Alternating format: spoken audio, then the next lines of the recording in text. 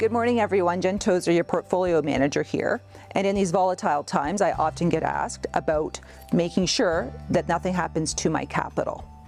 So that's normal. That's a behavioral thing. And as a human, this is how we are. If you have $400,000, you don't want to go below it. And then you invest your money and you have $500,000 and you don't want to go below 500. Then you get to $1 million, then you get to 2 million. Your natural instincts are always the same.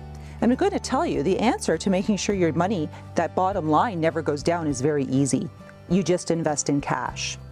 But there are other risks to your capital besides what the bottom line says. There is inflation. There is taxation. There is regulation and legislation. If you happen to have a testamentary trust or corporate stock options, you know what I'm talking about.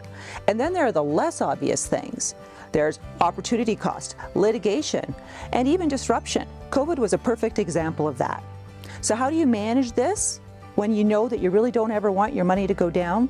Get a wealth professional to help you. And the more complicated your finances and your life is, the more sophisticated your team needs to be. We're here to help. Give us a call.